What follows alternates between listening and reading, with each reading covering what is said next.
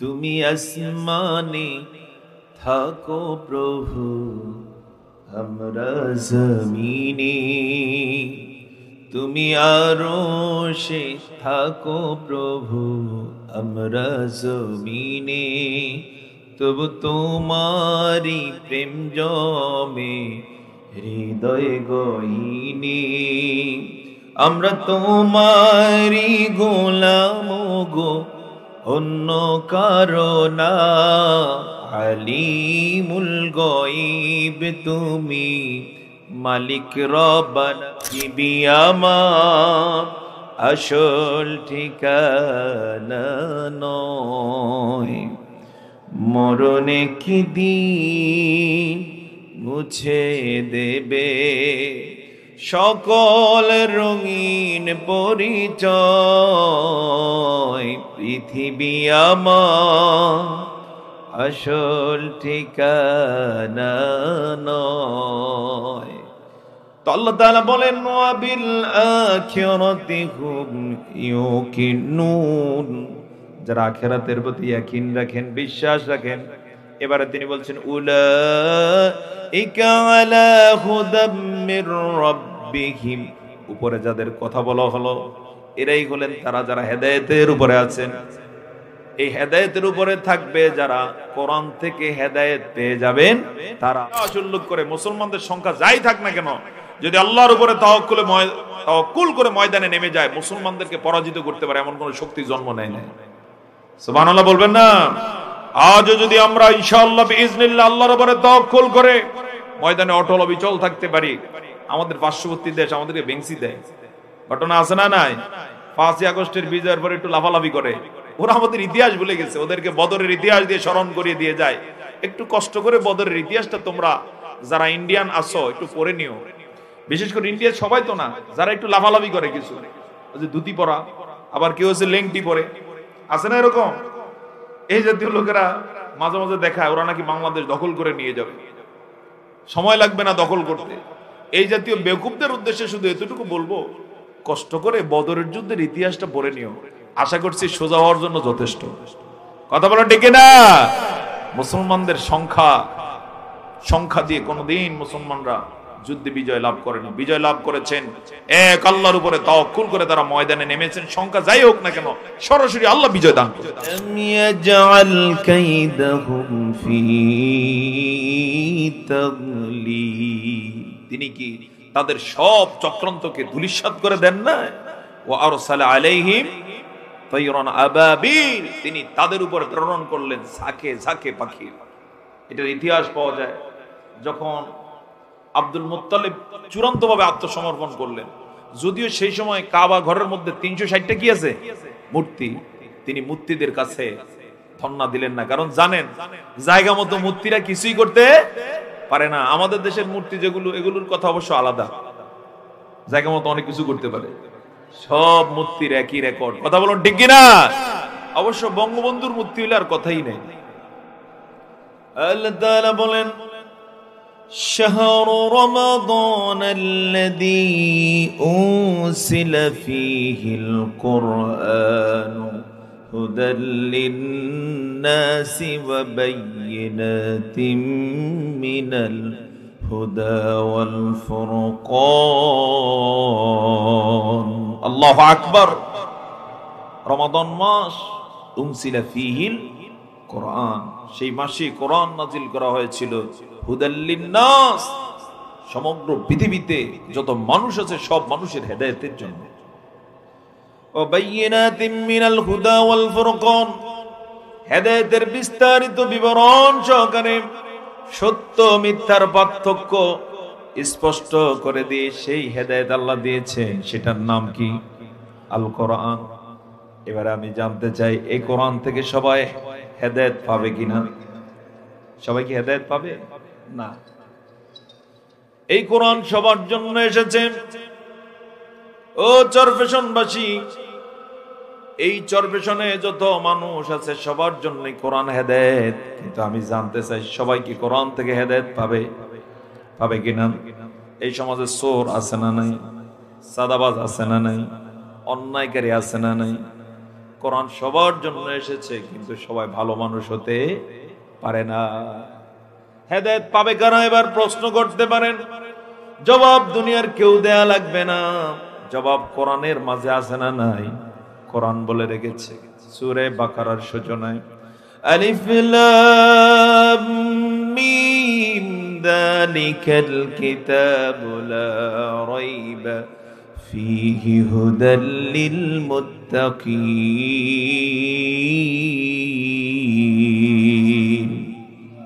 আলিফ লাম মিম, সেটা এমন একটা কিতাব, যালিকা ইসমুল ইশারা লিল বাইত, সেটা এমন একটা কিতাব, লা রাইবা ফি, যাতে বিন্দু মাত্র সন্দেহ নাই, আর সেটা শুধুমাত্র কেবলমাত্র মুত্তাকিদের জন্য পথপ্রদর্শক, মুত্তাকিদের জন্য হেদায়েত। সবাই হেদায়েত পাবে না, হেদায়েত পাবে কারা? মুত্তাকি। এবার প্রশ্ন করতে পারেন মুত্তাকি কারা? কোরআন সেখানেই জবাব রেখেছে, আল্লাযীনা ইউমিনুনা বিল গায়বি ওয়া ইউকিমুনাস সালাতা ওয়া মিম্মা রাযাকনাহুম ইউনফিকুন ওয়াল্লাযীনা ইউমিনুনা বিমা উনসিলা ইলাইকা ওয়া মা উনসিলা মিন ক্বাবলিক وبالآخرة هم يوقنون أولئك على هدى من ربهم وأولئك هم المفلحون। জবান ছেড়ে বলুন আল্লাহু আকবার। মুত্তাকির পরিচয় তিনি দিচ্ছেন।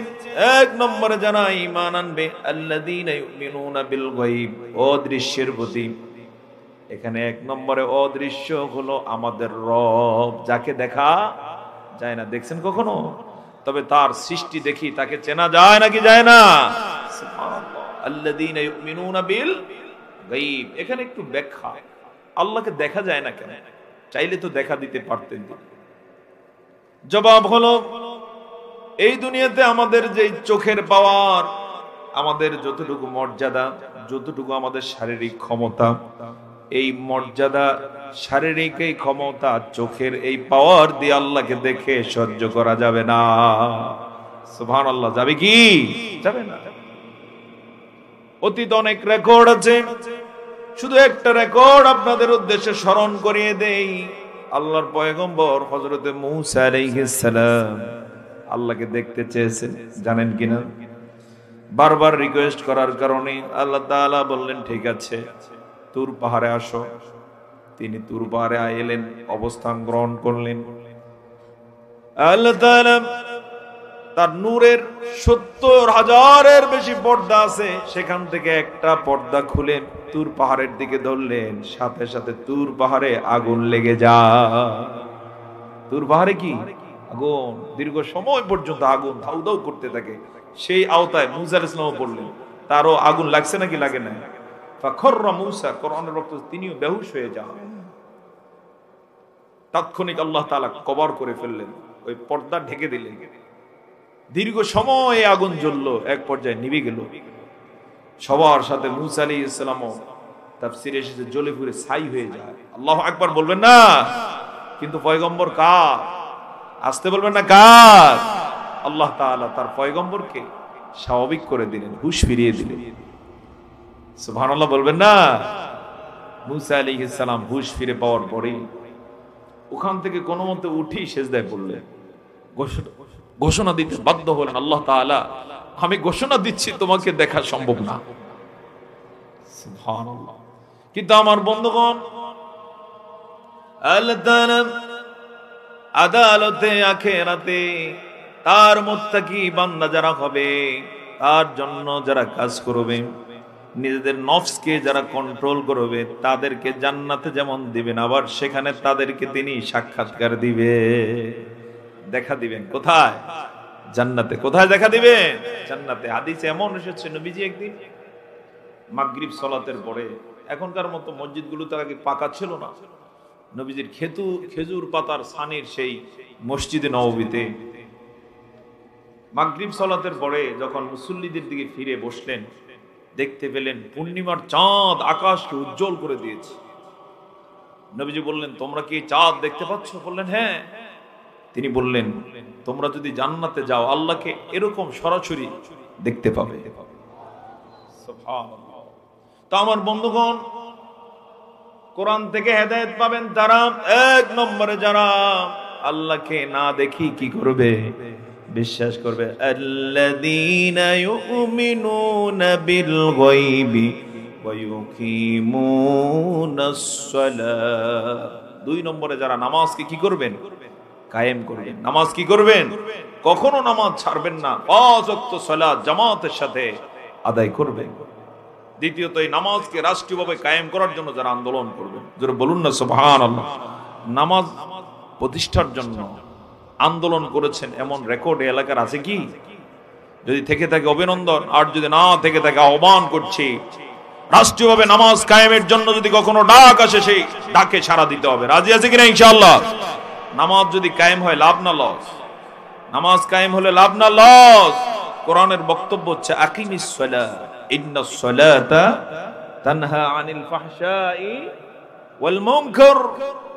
তুমি নামাজ কায়েম করো, নিশ্চয়ই নামাজ তানহা দূরে রাখে আনিল ফাহশা, যত অশ্লীলতা আছে, বেহায়াপনা আছে, যত নোংরামি আছে, ওয়াল মুনকার, যত নিষিদ্ধ কাজ আছে, সব কাজ থেকে নামাজ দূরে রাখে। যে সমাজে নামাজ কায়েম থাকবে সেই সমাজে কোনো অন্যায় থাকবে না। আমি জানতে চাই আপনাদের এই জাহানপুরে কোনো অন্যায় আছে কিনা? হ্যাঁ, তাহলে নির্দ্বিধায় বলা যায় এখানে নামাজ কায়েম নাই। নামাজ আর অন্যায় একসাথে চলতে পারে না। হয় নামাজ থাকবে অথবা কি থাকবে? অন্যায় থাকবে। যেখানে দেখা যাবে অন্যায় আছে বুঝতে হবে সেখানে কি নাই? নামাজ নাই। এখন বলতে পারেন, হুজুর কি বলেন, আমি নামাজ পড়তে পড়তে কপালে দাগ ফেলেছি। জবাব হচ্ছে, নামাজ আপনি আদায় করেন কিন্তু এখনো কায়েম করতে পারেন না। কায়েমের মানে হচ্ছে টপ টু বটম, বঙ্গভবন থেকে শুরু করে রাষ্ট্রের যত জায়গা আছে, স্থাপনা আছে, যেখানে অফিস আছে রাষ্ট্রের, সেখানে সর্বত্র কি থাকবে? নামাজ থাকবে। সেইভাবে যদি নামাজ থাকে, এই সমাজটা কেমন থাকবে? এমন থাকবে যে ডিসি অফিসে আর ঘুষ চলবে না, ডিসি অফিসে আর দুর্নীতি থাকবে না, ওসি সাহেবের অফিসে দুর্নীতি থাকবে না। কেন? কারণ তারাও নামাজ কি করবেন? কায়েম করবেন। শুধু কায়েম নয়, আজানের সাথে সাথে হয়তোবা আপনাদের যে উপজেলার যিনি চেয়ারম্যান হবেন তার নেতৃত্বে উপজেলার সব কর্মকর্তা কর্মচারী নামাজ পড়বে। মেয়রের অফিসে মেয়রের কর্মকর্তা কর্মচারী সব নামাজ পড়বে। এভাবে বঙ্গভবনে যিনি রাষ্ট্রপতি হবেন তার নেতৃত্বে বঙ্গভবনের সব কর্মকর্তা কর্মচারী নামাজ পড়বে। ডিসি অফিসে ডিভিসির নেতৃত্বে পুলিশ, এসপি যারা আছে যেমনি সব যথাসময়ে নামাজ আদায় করবে। এভাবে যদি নামাজই হয়ে যায় তাহলে দুর্নীতি আর থাকতে পারে? কথা বল, থাকতে পারে কি? এরকম একটা সমাজ হোক, আমাদের দেশ এমন একটা পরিবেশ পাক, আমাদের ইচ্ছা আছে কি? কার কার ইচ্ছা আছে? হাত তুলে আল্লাহকে দেখান। মাশাআল্লাহ, লিল্লাহি তাকবীর। এমন একটা পরিবেশ করার মতো তৌফিক আল্লাহ তাআলা দান করুন। সেই পরিবেশ হাতছানি দিচ্ছে। আগামীর বাংলাদেশ হতে পারে ইসলামের বাংলাদেশ, আগামীর বাংলাদেশ হতে পারে কোরআনের বাংলাদেশ। চরপেশনবাসী সেজন্য প্রস্তুতির আহ্বান জানাচ্ছি আপনাদের। রাজি আছেন কিনা ইনশাআল্লাহ? আল্লাহ তাআলা বলেন, الذين يقيمون الصلاة ومما رزقناهم ينفقون। তিন নম্বরে যারা আমি যে রিজিক দিয়েছি সেখান থেকে ব্যয় করে। والذين يؤمنون بما أنزل إليك وما أنزل من قبلك। এই কোরআন থেকে হেদায়েত পাবে তারা, আপনার প্রতি যা অবতীর্ণ হয়েছে, আপনার আগেও যা এসেছে, এগুলোর প্রতি ঈমান আনেন যারা। আমরা এই কোরআনের প্রতি ঈমান আনছি নাকি আনি নাই? যদিও প্রশ্ন করলে, ব্যাখ্যা দিলে, একটু ভিতরে ঢুকলে দেখা যাবে গন্ডগোল আমাদের মাঝে আছে না নাই? আসতে বলুন, আছে না নাই? এরকম বহু হোমরা সোমরা মানুষ আছে, কোরআনের প্রতি ঈমান আনছে, বিশ্বাস করে কথা বলে, কিন্তু যখন খুঁটে খুঁটে ধরা হয় দেখা যায় সেও ঠিকমতো ঈমান আনে না। বলতে পারেন, হুজুর কি বলেন? আমি তাহলে একটু ছোট্ট করে উদাহরণ দেই। কোরআন বলছে আহাল্লাল্লাহুল বাইআ ওয়া হারামার রিবা। আল্লাহ তাআলা ব্যবসাকে করেছেন হালাল, সুদকে করেছেন হারাম। সুদের ব্যবসা সরফেশনে আছে কি? অবশ্য জাহানপুরে নাই, হ্যাঁ আছে। এই পর্যন্ত সুদ পৌঁছে গেল। এই সুদ যে খায় বুঝা গেল সে কোরআনের প্রতি ঈমান আনে না। কারণ সুদ যে খায় তার সাথে সরাসরি আল্লাহ যুদ্ধ করবেন এই ঘোষণা দিয়ে রাখছে। নাউজুবিল্লাহ বলবেন না?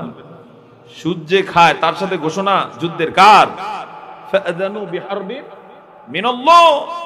নবী হে, তুমি তাদের সাথে আমার যুদ্ধের ডিক্লার দিয়ে দাও। নাউজুবিল্লাহ বলুন। আল্লাহর সাথে যুদ্ধ করতে পারে জাহানপুরের এমন কোন কুতুব আছে কি? হ্যাঁ, অবশ্য সর্বশনে থাকতেও পারে। আছে কি? প্রশ্নই আসে না। কিসের সে কুতুব? গোটা সৃষ্টির সব একত্রিত হয়ে যদি আল্লাহর সাথে লড়তে আসে, আল্লাহর সাথে লড়ার দরকার নেই। আল্লাহর সৃষ্টির ছোট্ট কোন জীব যদি আল্লাহ তার বিরুদ্ধে লাগিয়ে দেন, বাঁচতে পারবেনি।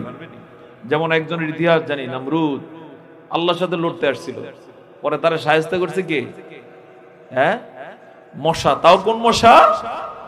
ল্যাংরা মশা। শায়েস্তাটা নরমাল হয়েছে না মারাত্মক? কথা বলবেন না, নরমাল না মারাত্মক? এরপরে কাবাঘর ভাঙতে আসছিল, কি নাম যেন? হ্যাঁ, ইয়ামানের বাদশা আব্রাহা। ওর নাম কি? আব্রাহা। ৬০,০০০ সৈন্য নিয়ে, হস্তি বাহিনী নিয়ে এসেছে। পৃথিবীর ইতিহাসে এরকম হাতি নিয়ে যুদ্ধ করতে আসছে এভেলেবেল পাওয়া যায় না, কিন্তু সে আসছে। আল্লাহ তাআলা আলাদা ফেরেশতা পাঠানো লাগে না, ঘোড়া পাঠানো লাগে না। কি পাঠালেন? হ্যাঁ, আল্লাহ তাআলার ভাষা, আলাম তারা কাইফা ফাআলা রাব্বুকা বিআসহাবিল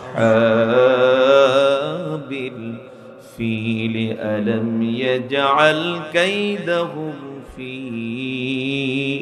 তাদলিল ওয়া আরসালা আলাইহিম তায়রান আবাবিল তারমিহিম বিহিজারাতিম মিন সিজ্জিল ফাজআলাহুম কাআসফিম মাকুল। জবান ছেড়ে বলুন আল্লাহু আকবার। কোরআনের বক্তব্য নাকি হাদিসের কথা? কার বক্তব্য? সরাসরি কার বক্তব্য? আল্লাহ তাআলা বলেন, তুমি কি দেখো না? আলাম তারা কাইফা ফাআলা রাব্বুক, তোমার রব কি আচরণ করেছেন বিআসহাবিল ফিল, হাতিওয়ালাদের সাথে। আলাম ইয়াজআল কাইদাহুম ফি তাদলিল, তিনি কি তাদের সব চক্রান্তকে ধূলিসাৎ করে দেন না? ওয়া আরসালা আলাইহিম তায়রান আবাবিল, তিনি তাদের উপর প্রেরণ করলেন ঝাঁকে ঝাঁকে পাখি। এটার ইতিহাস পাওয়া যায় যখন আব্দুল মুত্তালিব চূড়ান্তভাবে আত্মসমর্পণ করলেন। যদিও সেই সময় কাবা ঘরের মধ্যে ৩৬০টা কি আছে? মূর্তি। তিনি মূর্তিদের কাছে ধন্না দিলেন না, কারণ জানেন জায়গা মতো মূর্তিরা কিছুই করতে পারে না। আমাদের দেশের মূর্তি যেগুলো, এগুলোর কথা অবশ্য আলাদা, জায়গা মতো অনেক কিছু করতে পারে। হ্যাঁ, পারে না? সব মূর্তির একই রেকর্ড। কথা বলুন ঠিক কিনা? অবশ্য বঙ্গবন্ধুর মূর্তি হলে আর কথাই নেই। হ্যাঁ, সব মূর্তির একই রেকর্ড, এরা কিছুই করতে পারে না। কিছু করবে করতে গেলে তো নিজে খারাইতেও পারে না। পেছনে খুঁটি আছে না নাই? এই খুঁটি কে দেয়া লাগে? মূর্তি নিজেও দিতে পারে না, মানুষে দিয়ে কি দাঁড় করা। তো আব্দুল মুত্তালিব এই মূর্তিদের সামনে ধন্না দিলেন না, কারণ বিপদের সময় তিনি বুঝতে পারছেন এরা কিছুই করার নাই। অবশেষে তিনি কাবার চাবিটা কাবা ঘরের সাথে ঝুলিয়ে দিলেন, একবার দরজা বরাবর দিয়ে চোখের পানি ছেড়ে বললেন, কাবার মালিক, আমার এমন কোনো ক্ষমতা নাই, শক্তি নাই যে ক্ষমতা দিয়ে তোমার কাবাকে রক্ষা করতে পারি। তোমার কাবা ধ্বংস করতে এসেছে দুনিয়ার এক দুর্দর্শ জালেম। তা আমি তোমার কাছে আত্মসমর্পণ করছি। তোমার কাবার চাবি তোমার সাথেই, তোমার কাবার গায়ে রেখে দিয়ে গেলাম। তোমার কাবাকে তুমি রক্ষা করো। আমি যদি শক্তি সামর্থ্য রাখতাম অবশ্যই আমি চেষ্টা করতাম, আমার সেই সামর্থ্য নাই। এই বলে তিনি পরিবারের সদস্য যারা ছিলেন, কুরাইশ বংশের যারা যারা ছিলেন সকলকে ঘোষণা দিয়ে দিলেন, সবাই নিরাপদ আশ্রয়ে পাহাড়ে চলে যাও। সবাই চলে গেলেন, আল্লাহর কাবা একা হয়ে গেল। আল্লাহু আকবার। আব্রাহা কাছাকাছি চলে আসতে লাগলো। আস্তে আস্তে আজকের যেই মিনা, যেখানে হাজী সাহেবরা হজের সময় সফর করতে গিয়ে মিনায় অবস্থান গ্রহণ করেন, এই মিনায় একটা জায়গা আছে, এই সীমানায় চলে এলো। ঐতিহাসিকগণ লেগেছেন এমন সময় দেখা গেল জেদ্দা যে সমুদ্র বন্দর আছে, এই দিক থেকে এক ঝাঁক পাখি বিমানের মতো করে পবিত্র কাবার চত্বরে এসে ঘূর্ণায়ন শুরু করে দেয়। তার অবস্থান নিয়ে নিয়েছে আল্লাহর কাবার। জোরে বলুন আল্লাহু আকবার। তার কাবাকে আল্লাহ একা ছেড়ে দেন না। তারা এসেছে, এসে যেই বরাবরে হাজারে আসওয়াদ রয়েছে, কালো পাথর, এই বরাবরে তারা একটু ব্রেক করে, এরপরে গুনে গুনে একবার, দুইবার, তিনবার, 7 বার চক্কর দিয়ে দেয়। সুবহানাল্লাহ বলতে পারলেন না? জবান ছেড়ে বলুন সুবহানাল্লাহ। কয় চক্কর? 7 চক্কর। অর্থাৎ তারা প্রথমে কাবার তাওয়াফ সেরে নিল। সুবহানাল্লাহ। এরপরে সবাই দেখতে পেল যে দক্ষিণ দিকে যাচ্ছে। তার মানে দক্ষিণে কি? সেই মিনা। যাওয়ার পরে একেবারে কায়দা মতো একটার উপরে একটা পাথর ছেড়েছে।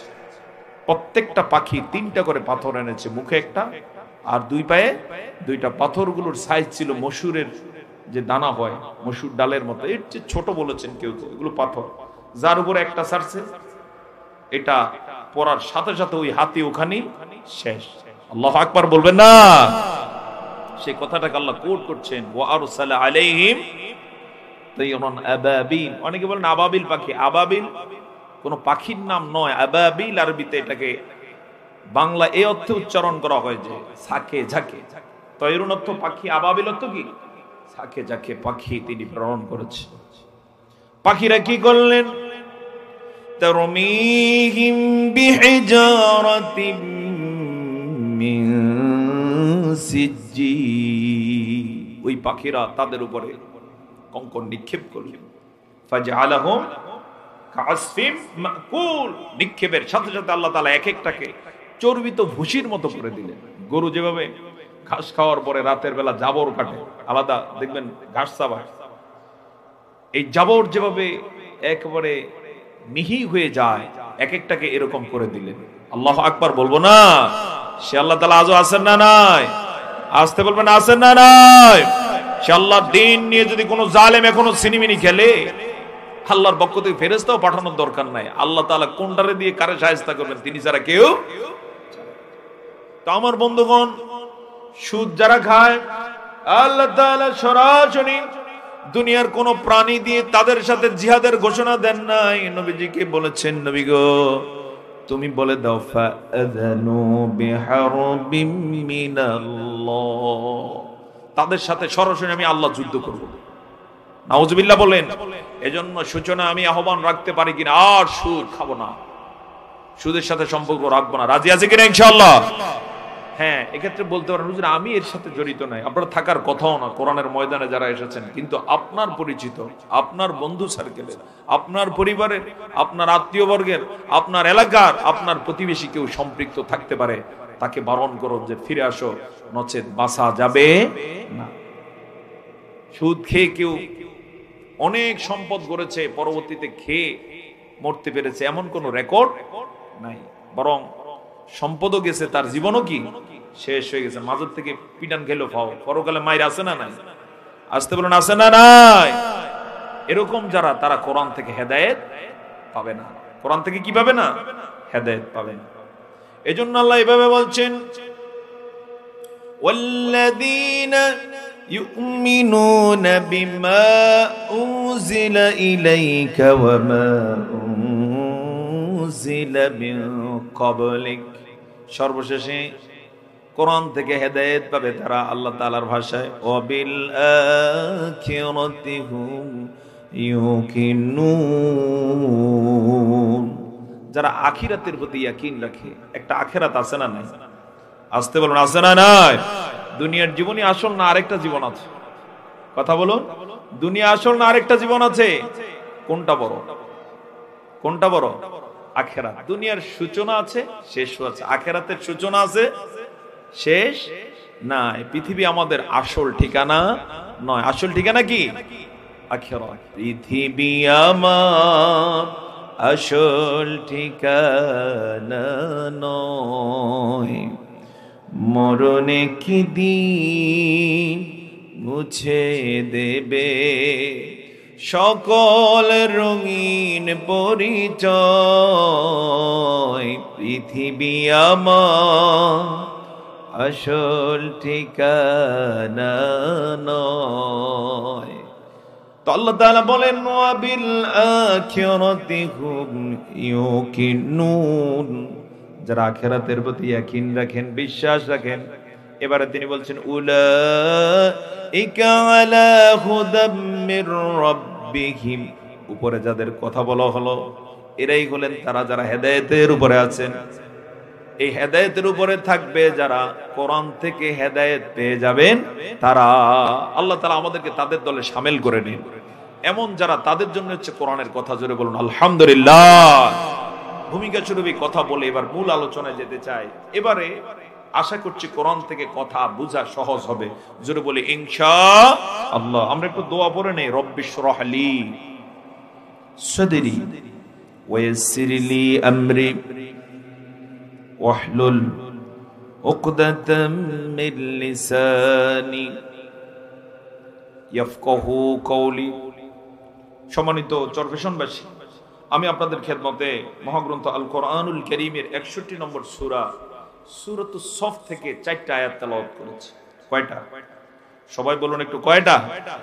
আলোচনা আশা করছি ইনশাআল্লাহ বিইজনিল্লাহ অনেক সহজ এবং সংক্ষিপ্ত হবে। জোরে বলি ইনশাআল্লাহ। মাত্র কয় আয়াত? 4 আয়াত। এই সূরায় 14টা আয়াত আছে। কয়টা? এই তাফসিরে যদি একটা সূরা নিয়েও আলোচনা করা হয় তাহলে কয় আয়াতের আলোচনা দরকার? 14 আয়াতের, কিন্তু তেলাওয়াত করছি মাত্র কত? 4।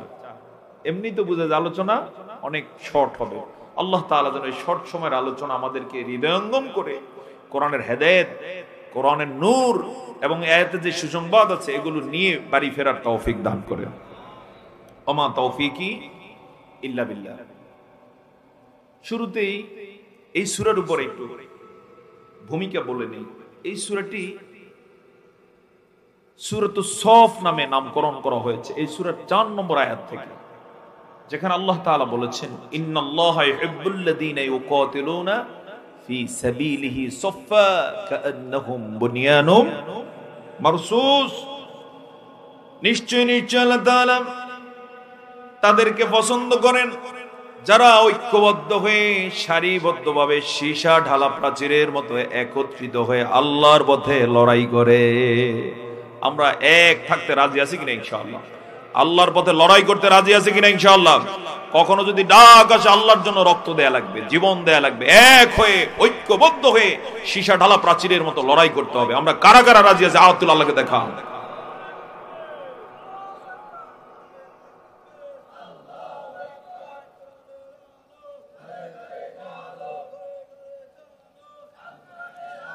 আল্লাহ তাআলা আমাদেরকে কবুল করুন। সকলে বলে আল্লাহুম্মা আমিন।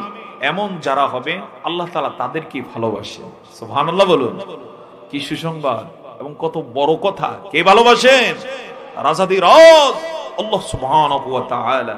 তো এই যে সফা উল্লেখ করা হয়েছে, সফন শব্দের অর্থ হচ্ছে সারি, সারিবদ্ধ হওয়া। এই সফ থেকে সূরাটার নাম কি? সূরাতুস সফ। আপনারা জেনে থাকবেন কোরআনের এক একটা সূরা এক একটা প্রেক্ষাপটে এক এক সময় নাজিল হয়েছে। এই সূরাটারও একটা সময়কাল আছে নাজিলে। কখন হয়েছে জানেন কিনা আপনারা? ইতিহাস থেকে পাওয়া যায় এই সূরাটি নাজিল হয়েছে নবী করিম সাল্লাল্লাহু আলাইহি ওয়াসাল্লামের মাদানী জীবনে। কোথায়? মাদানী জীবনে বদর যুদ্ধের পরে। কোন যুদ্ধের পরে? বদরের যুদ্ধের পরে। বদর নামক একটা যুদ্ধ হয়েছে, আপনাদের জানা আছে কিনা? এই যুদ্ধে কারা বিজয় লাভ করেছে? মুসলমান না কাফের? সবাই বলতে হবে মুসলমান না কাফের। সংখ্যা কিন্তু বিজয় লাভ করছেন কারা? সংখ্যা যাদের কম তারা কারা? তারা মুসলমান। জোরে বলুন সুবহানাল্লাহ। এজন্য ইতিহাস উল্লেখ করে মুসলমানদের সংখ্যা যাই থাক না কেন, যদি আল্লাহর উপরে তাওয়াক্কুল করে ময়দানে নেমে যায় মুসলমানদেরকে পরাজিত করতে পারে এমন কোন শক্তি জন্ম নেয় না। সুবহানাল্লাহ বলবেন না? আজও যদি আমরা ইনশাআল্লাহ বিইজনিল্লাহ আল্লাহর উপরে তাওয়াক্কুল করে ময়দানে অটল অবিচল থাকতে পারি, আমাদের পার্শ্ববর্তী দেশ আমাদেরকে বেঞ্চি দেয়। ঘটনা আছে না নাই? 5ই আগস্টের বিজয়ের পরে একটু লাফালাফি করে। ওরা আমাদের ইতিহাস ভুলে গেছে, ওদেরকে বদরের ইতিহাস দিয়ে স্মরণ করিয়ে দিয়ে যায়। একটু কষ্ট করে বদরের ইতিহাসটা তোমরা যারা ইন্ডিয়ান আসো একটু পরে নিও, বিশেষ করে ইন্ডিয়ার সবাই তো না, যারা একটু লাফালাফি করে কিছু, ওই যে ধুতি পরা, আবার কেউ হচ্ছে লেংটি পরে, আছে না এরকম? এই জাতীয় লোকেরা মাঝে মাঝে দেখায় ওরা নাকি বাংলাদেশ দখল করে নিয়ে যাবে, সময় লাগবে না দখল করতে। এই জাতীয় বেকুবদের উদ্দেশ্যে শুধু এতটুকু বলবো, কষ্ট করে বদরের যুদ্ধের ইতিহাসটা পড়ে নিও, আশা করছি সোজা হওয়ার জন্য যথেষ্ট। কথা বলা ঠিক না? মুসলমানদের সংখ্যা দিয়ে কোনদিন মুসলমানরা যুদ্ধে বিজয় লাভ করেনি। বিজয় লাভ করেছেন এক আল্লাহর উপরে তাওয়াক্কুল করে, তারা ময়দানে নেমেছেন। সংখ্যা যাই হোক না কেন, সরাসরি আল্লাহ বিজয় দান করেছে। আল্লাহ যদি কাউকে বিজয় দান করে তাদেরকে পরাজিত করতে পারে এমন কোন শক্তি আছে কি? সুবহানাল্লাহ, তার রেকর্ড আছে সূরা সফের মধ্যে, ইতিহাস নিহিত রয়েছে সূরা সফ নাজিলের ইতিহাসে। তো বদর যুদ্ধ যখন হয়ে যায়, মুসলমানরা অভাবনীয় বিজয় লাভ করে। মুসলমান ছিলেন 313, কাফের ছিল 1000। 313 জনের হাতে 1000 মাইর খেল। মাইর কাকে বলে? আবু জাহেল সহকারে 70 জন নেতৃস্থানীয় কাফের ওই যুদ্ধে কি শেষ হয়ে যায়, জাহান্নামে চলে যায়। এরপরে যেগুলো মরে নাই, কোন মতে জান নিয়ে পালাতে চেষ্টা করেছে, এরকম 70টারে গ্রেফতার করা হয়। তাহলে কতজন? 70 এবং 70 কত? 140। আর যারা জানে বাঁচলো, পালাতে সক্ষম হয়েছে, তারা সব মক্কার পথে পালিয়ে যায়। এই যুদ্ধ পরবর্তীতে একদিক থেকে মুসলমানদের কি করণীয়, আগামীতে কি করতে হবে, নাকি ঘুমিয়ে যাবে সব? আগামীতে কি করতে হবে? যে আনন্দ উল্লাসে বেলদার পার্টি নিয়ে নেমে যাবে, সমানে আনন্দ উদযাপন করবে, এটা করবে, নাকি কি করতে হবে? এই বিষয়টায় আল্লাহ সুবহানাহু ওয়া তাআলা অঙ্গুলি নির্দেশ করে যে সূরার মাধ্যমে শিক্ষা দিয়েছেন, এই সূরাটা হলো সূরাতুস সফ। কোন মুফাসসির বলেছেন, বদরের বিজয়ের মধ্য দিয়ে, কাফেরদের পরাজয়ের মধ্য দিয়ে অবস্থা এমন হয়েছে যেন ভীমরুলের চাকে ঢিল দেওয়া হয়েছে। কেউ যদি বেঙ্গুল চিনেন কিনা আপনারা? এটা তো যদিও বইয়ের ভাষায় কি বলে, ভীমরুল। এই ভীমরুলের চাকে যদি ঢিল দেয়, বাসায় যদি কেউ ইট মারে, তাহলে সামনেই বিপদ আছে না নাই? কি করবে অন্তত? হ্যাঁ, ভীমরুল শুধু একটু বোমও দেখিয়ে দিবে নাকি? তো কাফেররা ওই যুদ্ধে পরাজয়ের কারণে, মুসলমানদের হাতে মাইর খাওয়ার কারণে অবস্থা যেন এমন হয়েছে, ভীমরুলের চাকে কি দেওয়া হলো? ঢিল দেওয়া হলো। ওরা থেমে থাকে না, যার কারণে 1 বছর যেতে না যেতেই আবার আসছে 3000 নিয়ে। কোন যুদ্ধে? উহুদের যুদ্ধে। কোন যুদ্ধে? উহুদের যুদ্ধে। বর্তমান প্রেক্ষাপটে এই সূরার সাথে আমাদের যেন অপূর্ব মিল আছে। সেটা হচ্ছে 5ই আগস্টের বিজয়ের মধ্য দিয়ে যুদ্ধ কিন্তু এখনো থেমে যায় না। ওই যে আবু সাইদ মুগ্ধ, শেষ হয়নি যুদ্ধ, সামনে যুদ্ধের আশঙ্কা আছে না নাই? আসতে বলুন, আসে না নাই? সেক্ষেত্রে যারা কোরআনকে ভালোবাসেন, যারা ইসলামকে ভালোবাসেন, দল মত নির্বিশেষে আপনাদেরকে উদাত্ত আহ্বান জানাবো, এক থাকতে হবে, প্রস্তুত থাকতে হবে শয়তানের শক্তির বিরুদ্ধে। রাজি আছি কিনা ইনশাআল্লাহ? কেউ বলতে পারেন যে না, আমার দলই তো পালাইছে, আমি তো এক হব না। আপনাকে বিনয়ের সাথে বলবো, আপনার সৌভাগ্য, আপনার দল যে গ্যাপ করেছে, আপনি বুঝতে পারছেন? আপনার দল কি করেছে? 1000 বছরের শ্রেষ্ঠ আলেমে দ্বীন, কোরআনের পাখি আল্লামা দেলোয়ার হোসেন সাইদির মতো লোককে হত্যা করেছে। কথা বলুন ঠিক না? এক হত্যার বদলা যদি হাজার হাজার জালেমকে হত্যার মধ্য দিয়ে নেওয়া হয়, এর বড় বদলা শেষ হবে না, কারণ আল্লামা সাইদির মতো লোক তো আবার জন্ম নেবে না। কথা বলুন ঠিক না? আমি ছোট্ট একটু উদাহরণ দিলাম, এই উদাহরণের মধ্য দিয়ে আপনি বুঝতে চেষ্টা করুন আপনার সরকার কি করেছে। কথা বলুন ঠিক না? বরং তওবা করুন, সেই নেতাগুলো থেকে মুখ ফিরিয়ে নিয়ে আল্লাহর কাছে ফরিয়াদ জানান, আল্লাহ তাআলা আমি এর সাথে জড়িত ছিলাম না, আমার ভোট নিয়ে মূলত তারা আমাদেরকে ধোঁকা দিয়েছে। কথা বলুন ঠিক না? ওরা তো পালিয়ে গিয়েছে, কিন্তু উচিত ছিল আপনাদেরকে নিয়ে পালানো, আপনাদেরকে খোঁজ খবরও রাখে না। এটা দুনিয়ার মাত্র ছোট্ট একটু নমুনা। আদালত আখিরাতে মাইরে আছে না নাই? আসতে পারেন, আছে না নাই? সেদিন সমানে একটা আরেকটারে দোষবে আল্লাহর কাছে, যে আল্লাহ, নেতা বলবে আল্লাহ ওদেরকে সাজা বাড়াইয়া দাও, কর্মী বলল আল্লাহ ওরে সাজা বাড়াইয়া দাও, ওই কেন আলেমের গায়ে হাত তুলছে? কোরআনের আয়াত, আতিহিম দিফাইন মিনাল আযাব, আল্লাহ তাআলা ওরে আযাব ডাবল করে দাও।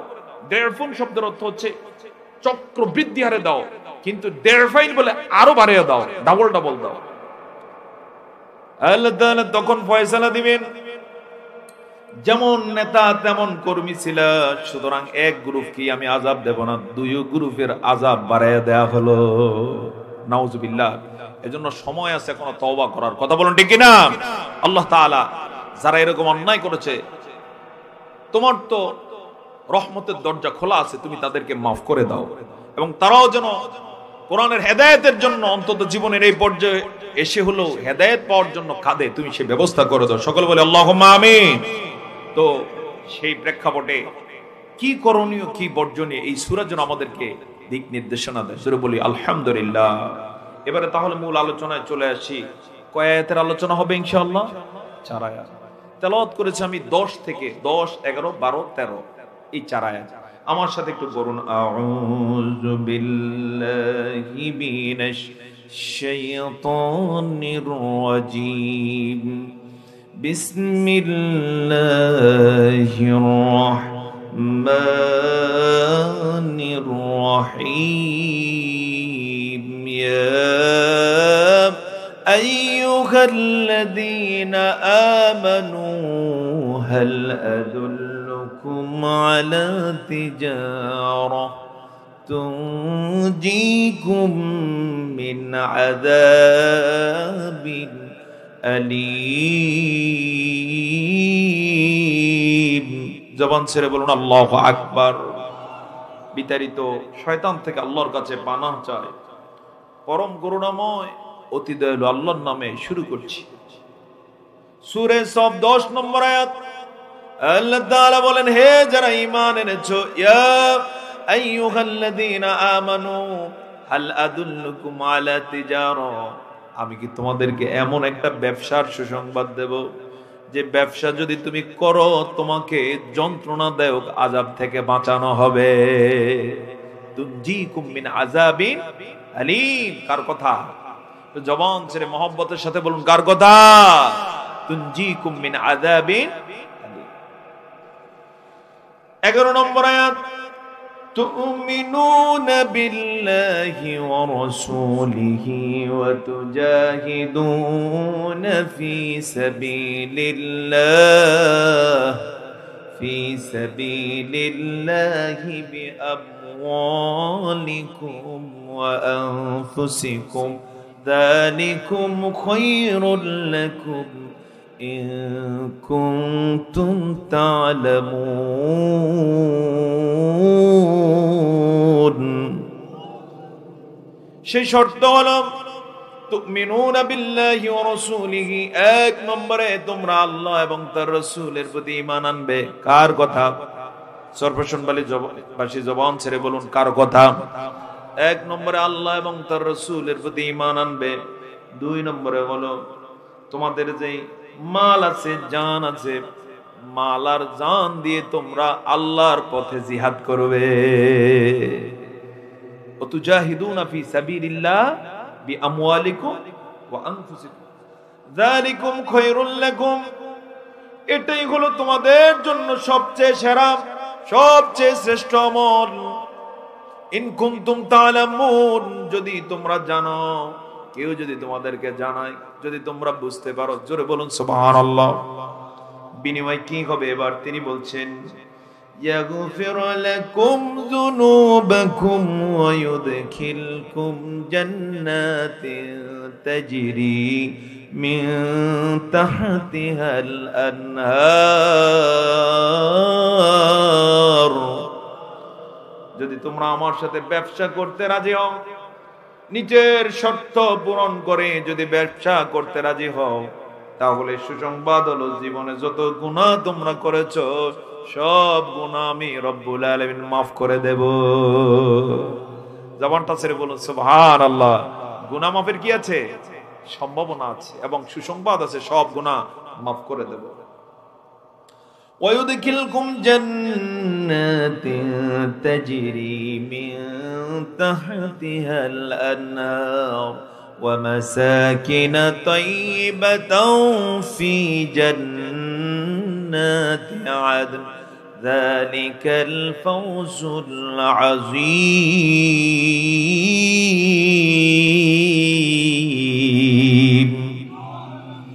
এবং এমন জান্নাতে আমি নিজ দায়িত্ব নিয়ে তোমাদেরকে প্রবেশ করাবো। জান্নাতিন তাজরি মিন তাহতিহাল আনহার, যে জান্নাতগুলোর তলদেশ দিয়ে নহরগুলো প্রবাহিত আছে। ওমাসাকিনা তাইয়্যিবাতান ফি জান্নাতি আদন, আরো তোমাদেরকে আমি প্রবেশ করাবো জান্নাতুল আদনের মাঝে। যালিকাল ফাওজুল আযীম, এক পর্যায়ে আল্লাহ তাআলা বলেন যাদেরকে সুযোগ আমি দেব এটাই হলো মহা সফলতা। এটাই কি মহা সফলতা, এটাই হলো বিজয়। আর কিসের বিজয় নিয়ে তোমরা লাফালাফি করো? বরং যারা এই জান্নাতে যাবে, এই সুযোগ পাবে, এটাই তাদের বিজয় হয়ে যাবে। সর্বশেষে 13 নম্বর আয়াতে আল্লাহ তাআলা বলেন ওয়া উখরা তুহিব্বুনাহা নাসরুম মিনাল্লাহি ওয়া ফাতহুন করিব ওয়া বাশশিরিল মুমিনিন।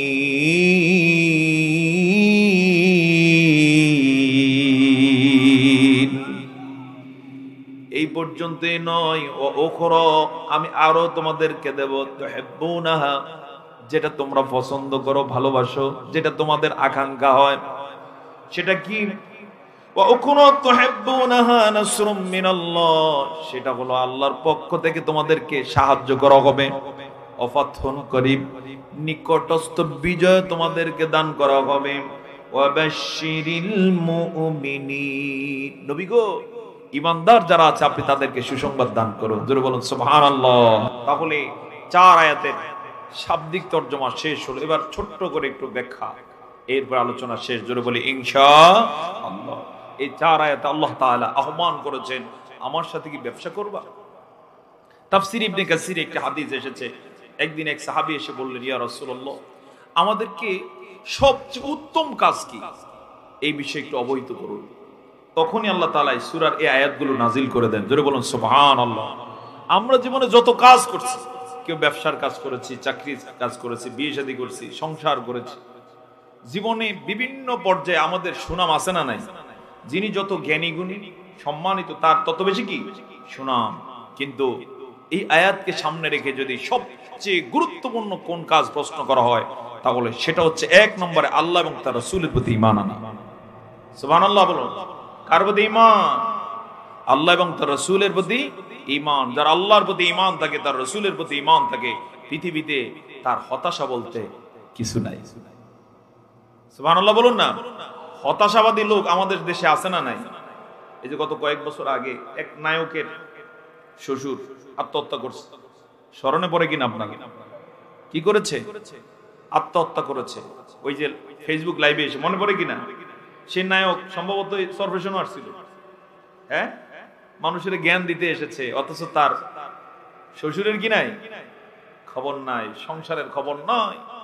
এই যে লোক আত্মহত্যা করলেন, কাহিনী কি? কাহিনী হচ্ছে তার ঈমান সেভাবে ছিল না। ঈমান যার থাকে সে কোনোদিন পৃথিবীতে আত্মহত্যা করতে পারে না। ঈমান যার থাকে পৃথিবীতে সে কোনোদিন হতাশ হয় না। ঈমান যার থাকে সে দুঃখ বেদনায় কুরে কুরে মরে না, কারণ সে জানে আমার একজন আল্লাহ আছে, আমার একজন কি আছেন, আমার একজন রব আছেন। তিনি কে? তো জবানটা ছাড়েন, কণ্ঠ ছেড়ে বলুন তিনি কে। এজন্য সে কারো কাছে মাথা নত করে না, নত করে একজনের কাছে, তিনি হচ্ছেন আল্লাহ। সকালে সন্ধ্যায় যখনই সালাতে তিনি শামিল হয়ে যান, দেখা যায় চুপিসারে তার সাথে কথা বলে। সুবহানাল্লাহ বলবো না? আমাদের সব গোপন কথা কার সাথে? নাকি বউয়ের সাথে, হ্যাঁ, পরক্রিয়ার সাথে, প্রেমিকার সাথে, প্রেমিকের সাথে না। আমাদের সব কথা চলে সকাল সন্ধ্যা 5 ওয়াক্ত কার সাথে?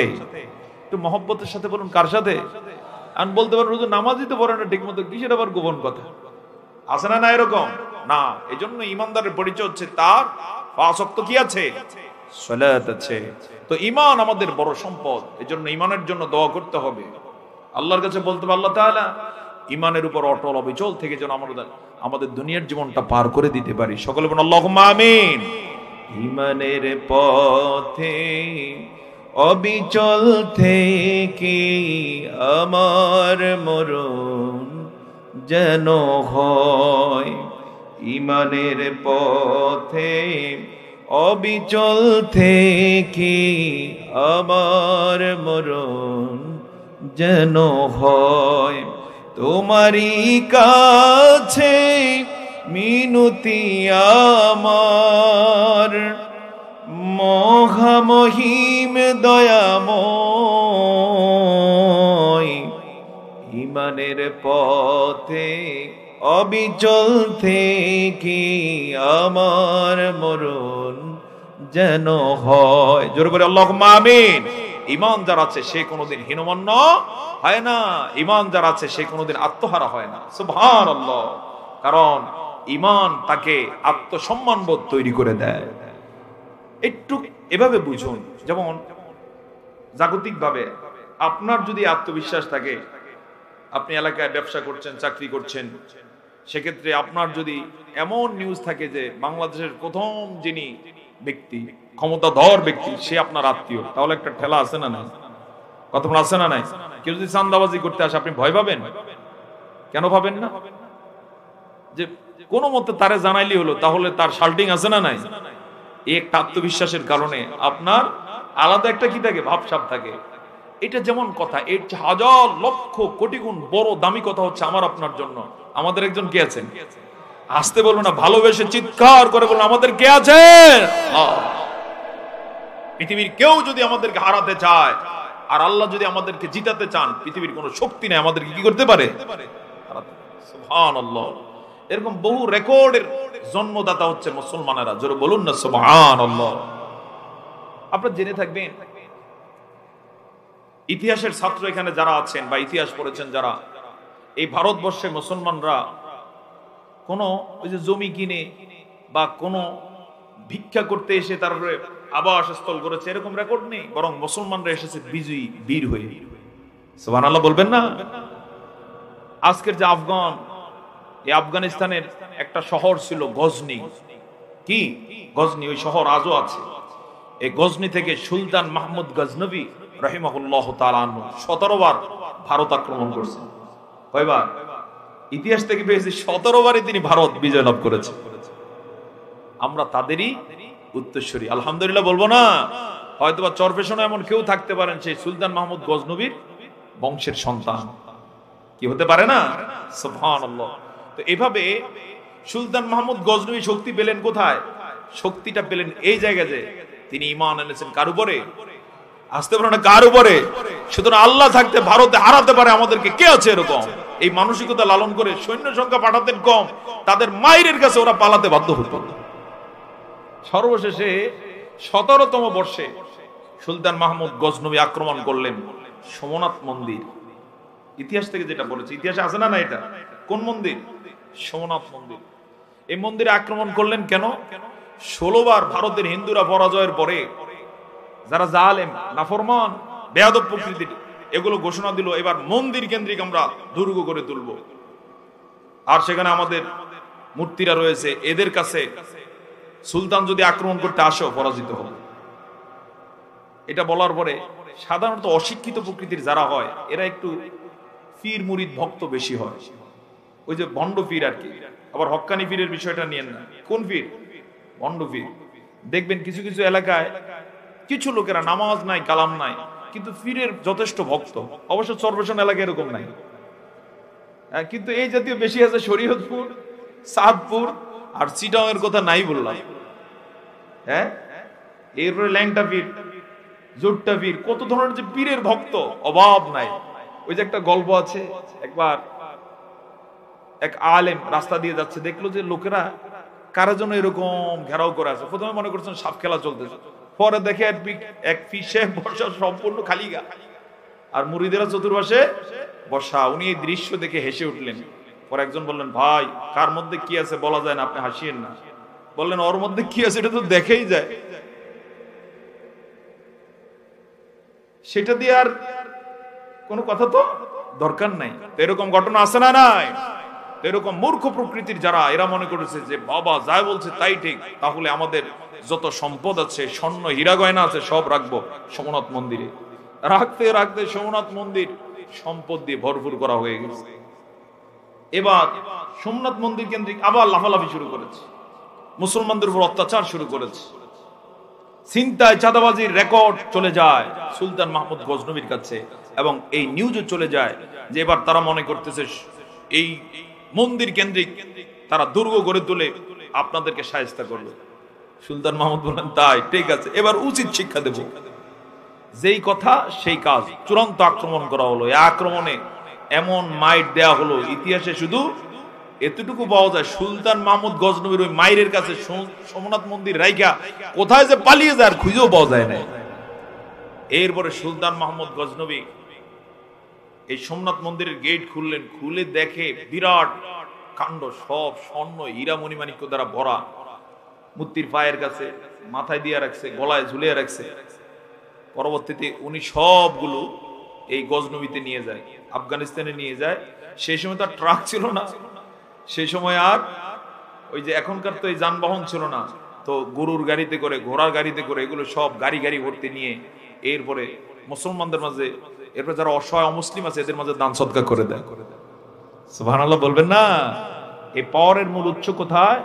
কার প্রতি ঈমান? আসতে পারে না, কার প্রতি ঈমান? এজন্য আল্লাহর প্রতি ঈমান মানুষের আস্থা বাড়িয়ে দেয় না কমিয়ে দেয়? আমরা কার প্রতি ঈমান এনেছি? আলহামদুলিল্লাহ বলুন। আলহামদুলিল্লাহ, এখানেই আমাদের গৌরবের বিষয়। আল্লাহ তাআলা ঈমানের উপর আজীবন আমাদেরকে টিকে থাকার তৌফিক দান করুন। তো আল্লাহ তাআলা বলেন, হাল আদুল্লুকুম আলা তিজারা, আমি কি তোমাদেরকে এমন একটা ব্যবসার সুসংবাদ দেব যে ব্যবসা যদি করো তোমাদেরকে যন্ত্রণাদায়ক আযাব থেকে বাঁচিয়ে দেওয়া হবে, তোমাদের গুনাহ মাফ করে দেওয়া হবে, তোমাদেরকে এমন জান্নাতে প্রবেশ করানো হবে যে জান্নাতের তলদেশ দিয়ে নহরগুলো প্রবাহিত। সেই ব্যবসার 1 নম্বর শর্ত হলো কার প্রতি ঈমান। সবাই বলতে হবে কার প্রতি ঈমান? কার প্রতি? সুবহানাল্লাহ। এই ঈমানের বিষয়ে আমরা তো অধিকাংশই হচ্ছে হানাফি মাযহাব অবলম্বী। তো এই মাযহাবের যিনি ইমাম, কি নাম তার? ইমাম আজম আবু হানিফা রাহিমাহুল্লাহ তাআলা, তিনি বলেন ঈমান হচ্ছে 3টা জিনিসের নাম। কয়টা শুনতেছেন আপনারা নাকি ঘুম আসতেছে? কয়টা?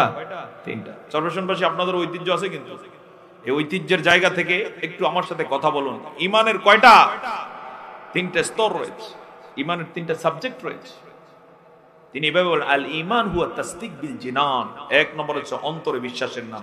আমাদের অন্তরের মধ্যে আছে কি? হ্যাঁ, আমাদের অন্তরে কে আছেন? আল্লাহ। ভালোবেসে বলুন আল্লাহ। অন্তরে কে আছেন আমাদের? তাসদিক বিল জিনান। 2 নম্বর হচ্ছে আল ইকরারু বিল লিসান, যা বিশ্বাস করা সেটা আবার মুখে কি করা? ঘোষণা দেয়া, ইকরার করা, স্বীকৃতি দেয়া। সেই স্বীকৃতি হচ্ছে লা ইলাহা ইল্লাল্লাহ। এখন কেউ যদি অন্তরে আছে কিন্তু মুখে বলতে না চায়, সে কি ঈমানদার হতে পারবে? কত ঈমানদার হতে পারবে? অন্তরে বিশ্বাস যেটা থাকবে এটা আবার মুখে কি করতে হবে? স্বীকৃতি দিতে হবে। যদি আগুনে ফেলে দেওয়ার কখনো আশঙ্কা হয়, অসুবিধা নাই, আমার মুখে আল্লাহর নাম আছে না নাই? 3 নম্বর হচ্ছে ওয়াল আমালু বিল আরকান, কাজে পরিণত করার নাম। অর্থাৎ যা মুখে বলবো অন্তরে যেটা আছে সেটা আবার কাজেও কি পরিণত হবে, অর্থাৎ কথায় কাজে সমান সমান। বলুন না সুবহানাল্লাহ। কিন্তু সমাজের কিছু লোক আছে কথা একরকম, ফেরেশতার মতো, মনে হচ্ছে সরাসরি জিবরাইল আলাইহিস সালাম নেমে আসছে, কিন্তু কামটা করে শয়তানের মতো। এরকম লোক আছে না নাই? অবশ্য সর্বশনে এই জাতীয় লোক নাই। হ্যাঁ, বলে হুজুর শুধু ডাক দিবেন মিছিল নিয়ে নেমে আসবে। যখন ফোন দেওয়া হয় মিছিলের কথায়, যে এখন মিছিল হবে, দেখা যায় মোবাইল বন্ধ, আর নাই, খুঁজে পাওয়া যায় না। আছে না না এরকম? এরা কোনোদিন কথায় কাজে মিল রাখতে পারে না। কথায় কাজে যারা মিল রাখে না, তারা মুসলিম না মুনাফিক? আসতে বলো না, মুসলিম না মুনাফিক?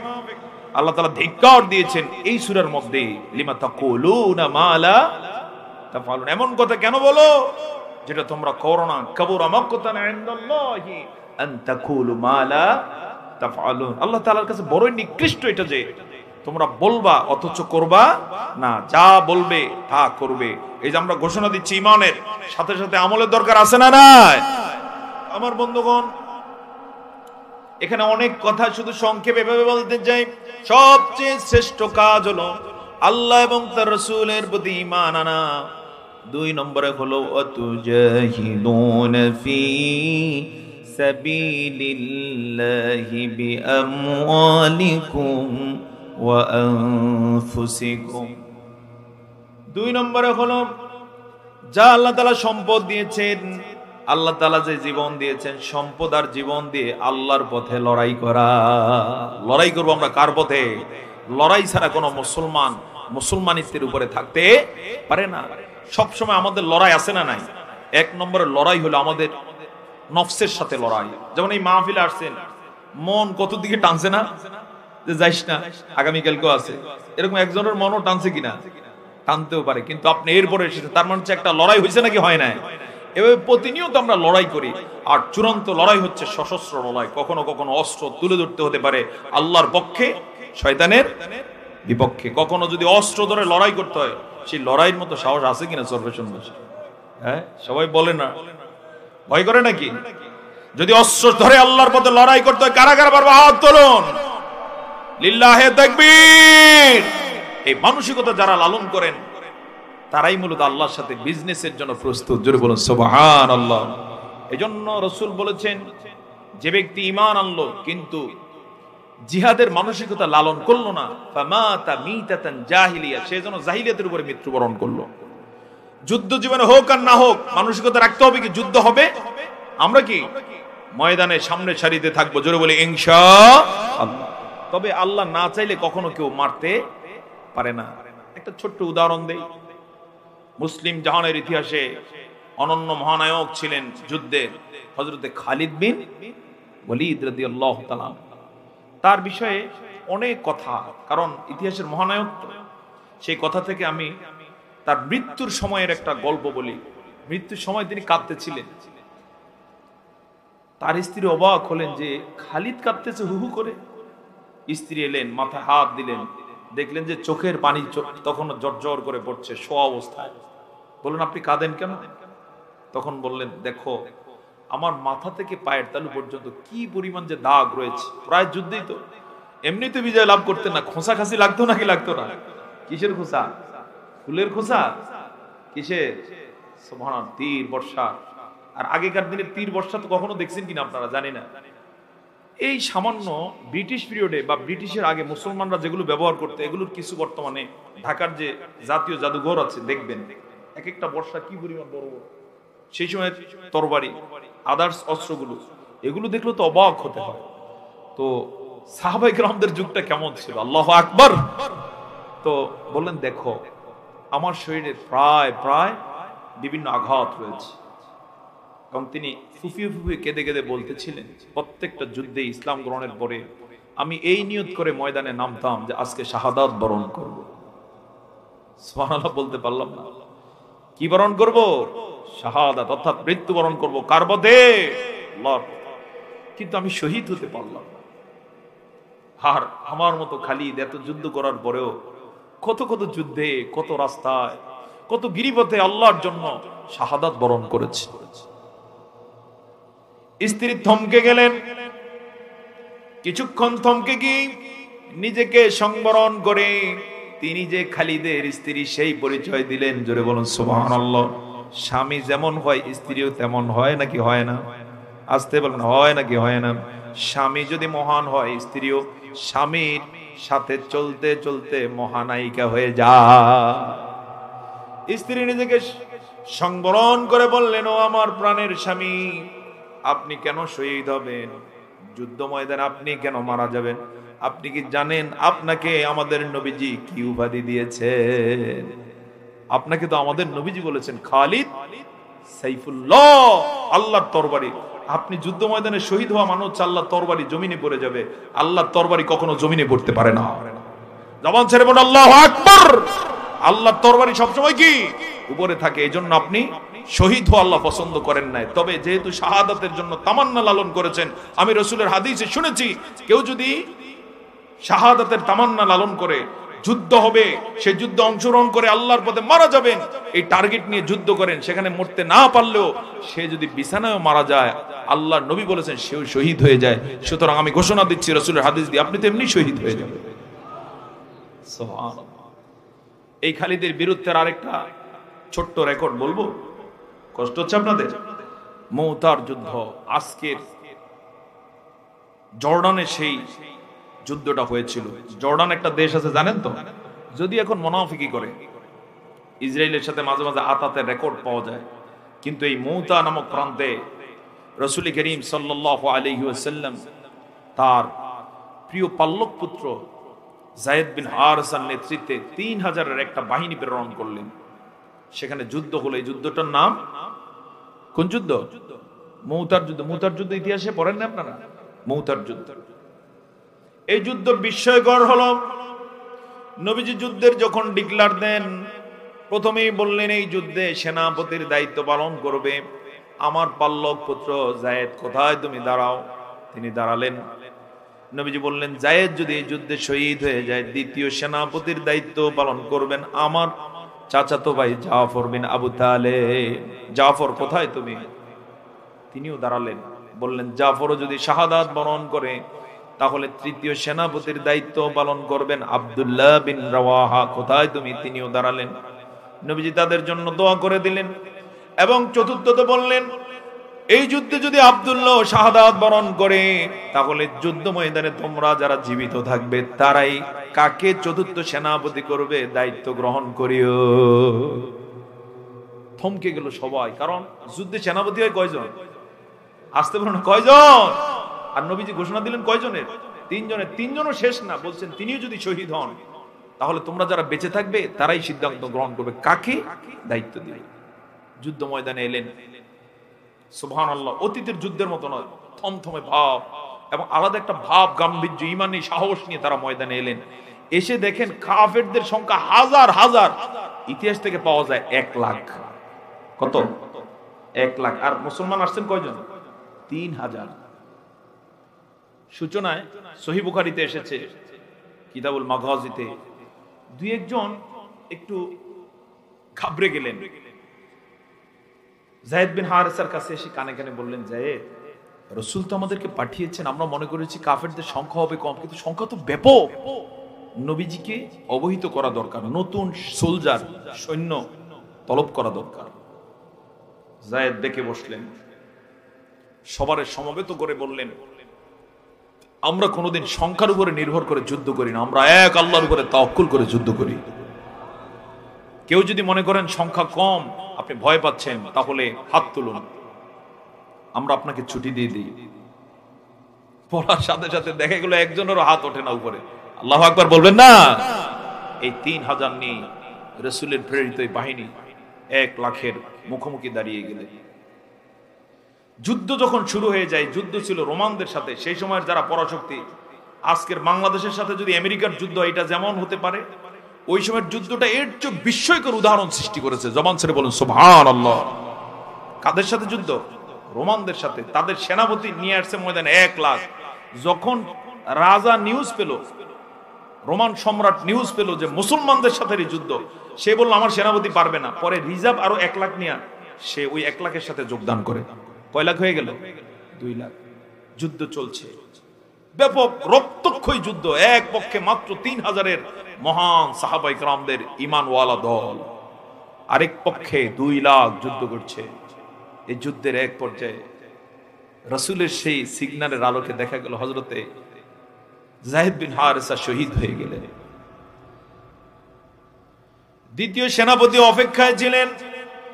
যখনই খেয়াল করলেন মুসলিম জাহানের পতাকাটা আস্তে আস্তে করে নিচের দিকে পড়ে যাচ্ছে, বুঝতে পারলেন আল্লাহর পয়গম্বরের পাল্লক পুত্র যায়েদ আর বেঁচে নাই। চিৎকার দিয়ে সে পতাকা খামছে ধরলেন, দায়িত্ব গ্রহণ করলেন। যুদ্ধ চলছে, কাউকে বুঝতে দিচ্ছেন না।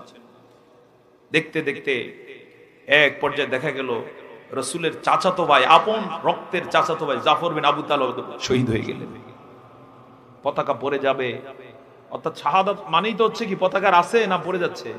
পড়ে যাচ্ছে। তৃতীয় জন দৌড়ে এলে খামছে ধরলেন পতাকা। তার নাম কি? হযরতে আব্দুল্লাহ বিন রাওয়াহা রিদওয়ানুল্লাহি তাআলা আলাইহিম আজমাইন। আল্লাহ তাআলা তুমি এই মহান সাহাবীদেরকে, নবীজির এই মহান সাথীদেরকে, এই শহীদদেরকে জান্নাতের সর্বোচ্চ মর্যাদা দিয়ে দাও এবং তাদের প্রেরণা মুসলমানদের সন্তানদের হৃদয়ের মধ্যে তুমি গেঁথে দাও। জোরে বলি আল্লাহুম্মা আমিন। তৃতীয় জন দায়িত্ব গ্রহণ করলেন হযরত আব্দুল্লাহ বিন রাওয়াহা। বীর বিক্রমে দুই জন মহান সেনাপতির অবর্তমানে দায়িত্ব পালন করে যাচ্ছেন। যুদ্ধ চলছে ক্রমান্বয়ে। এক পর্যায়ে দেখা গেল 2 লাখের ভয়াবহ আক্রমণে হযরতে আব্দুল্লাহ বিন রওহ শহীদ হয়ে গেলেন। শাহাদাতের পূর্ব মুহূর্তে প্রথমে হাত দিয়ে পতাকা খামচে ধরে সোজা রাখতে চেষ্টা করলেন। তিনি ভয় পাচ্ছিলেন চতুর্থ সেনাপতি কে হয় জানি না, কিন্তু যতক্ষণ সুযোগ আছে ততক্ষণ পতাকা যেন নিচে না পড়ে যায়। কিন্তু একে একে তার 2টা হাত কেটে দেওয়া হয়, মুখে তখন কামড়ে তার গর্দান থেকে মাথা ফেলে দেওয়া হয়, এই মাথা দিয়ে কামড়ে ধরে আছে পতাকা। এক পর্যায়ে দেখা গেল সেই পতাকা পড়ে যাচ্ছে। তখন গোটা শিবির বুঝতে পারলো, গোটা এই 3000-এর বাহিনী বুঝতে পারলো তৃতীয় সেনাপতিও কি শহীদ হয়ে গেলেন। তখন একজন সাহাবী দৌড়ে এসে আগে পতাকা ধরলেন। পতাকা ধরার পরে অন্যান্য সাহাবীরা বললেন, এবার রাসূলের ঘোষণার আলোকে তুমি সেনাপতির দায়িত্ব গ্রহণ করো, কারণ নবীজি বলছেন এরপরে তোমরা একজনকে সেনাপতি বানিয়ে নিবে। কিন্তু তিনি বললেন না, আমাদের এই যুদ্ধে নতুন কথা, কিন্তু কতজন মাত্র, তাও 3 জন তো সেনাপতি, সেটা কার ডিক্লার? মুহাম্মদুর রাসূলুল্লাহ সাল্লাল্লাহু আলাইহি ওয়াসাল্লাম। এখানে শিক্ষা আছে না নাই? আসতে পারেন, আছে না নাই? সংখ্যা যত ব্যাপকই থাক না কেন, আমরা আল্লাহর উপরে তাওয়াক্কুল করে যদি ময়দানে টিকতে পারে, আমাদেরকে পরাজিত করতে পারে এমন কোন ক্ষমতা কারো নাই।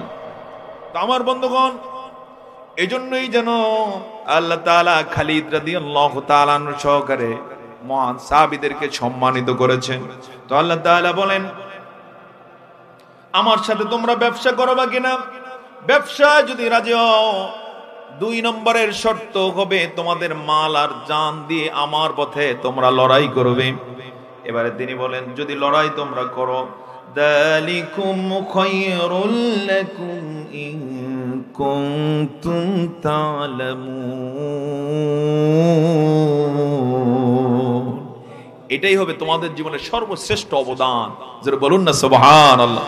জীবনে যত কাজ করি না কেন, নামাজ পড়ি, রোজা রাখি, হজ করি, যাকাত দেই, কিন্তু সর্বশ্রেষ্ঠ আমল হচ্ছে কার পথে লড়াই, কার পথে?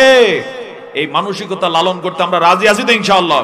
এই মানসিকতাটা সব সময় রাখবেন মাথার মধ্যে, সব সময় যেন এটা থাকে। কখনো যদি আল্লাহর পথে ডাক আছে, আর কেউ না থাকুক, আমি আছি, আমরা আছি তো ইনশাআল্লাহ। এবারে সুসংবাদ আল্লাহ তাআলা দিয়ে রেখেছেন, তোমরা যদি এটা করো, 1 নম্বরের সুসংবাদ শোনো, ইয়াগফিরু লাকুম যুনুবাকুম, জীবনে যত তোমরা গুনাহ করেছো, যেহেতু আমার পথে লড়াই তোমরা করবে, আমার সাথে ব্যবসার জন্য তোমরা প্রস্তুতি গ্রহণ করবে, জীবনের সবগুলো গুনাহ তাই আমি মাফ করে দিলাম। সব গুনাহ কি করে দিবেন আল্লাহ তাআলা? মাফ। আল্লাহর সাথে যারা বিজনেস করবে তাদের কোনো গুনাহ নাই। সুবহানাল্লাহ। জীবনে আমাদের গুনাহ আছে না নাই?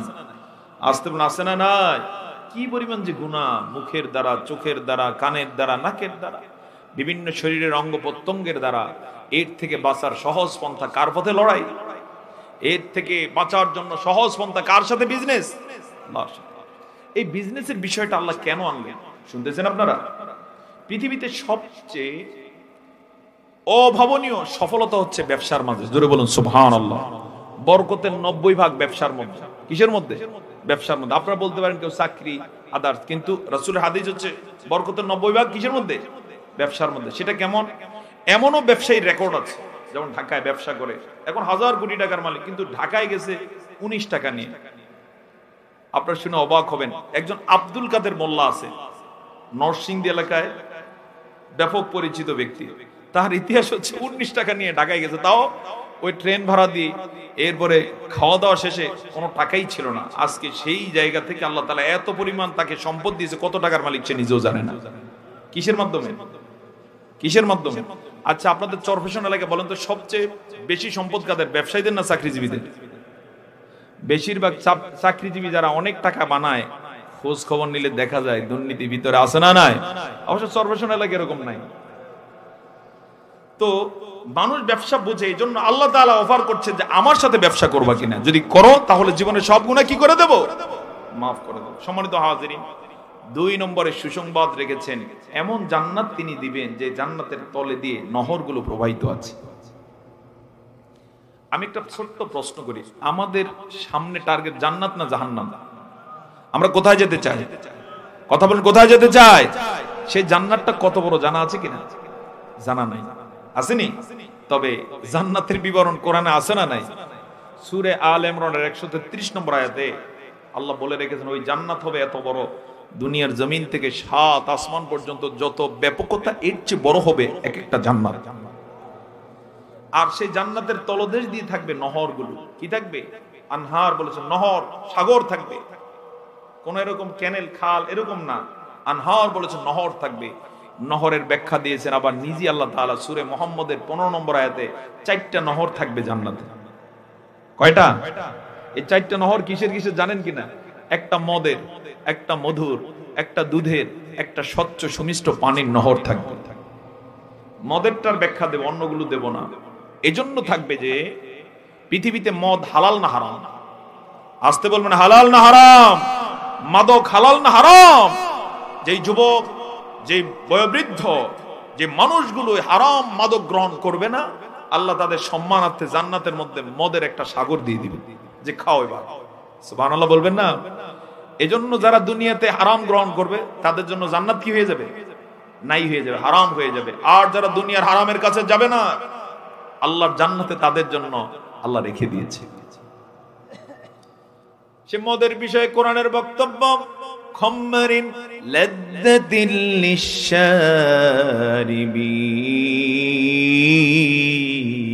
লিশশারিবিন, মদ হবে এমন যারা পান করবে তাদের জন্য হবে সুস্বাদু। জোরে বলুন সুবহানাল্লাহ। এমন মদ খেলে সেন্সলেস হবে না। দুনিয়ার গুলো খাইলে কি রেকর্ড হলো, মাথা থাকে না, মাথা কি শেষ হয়ে যায়।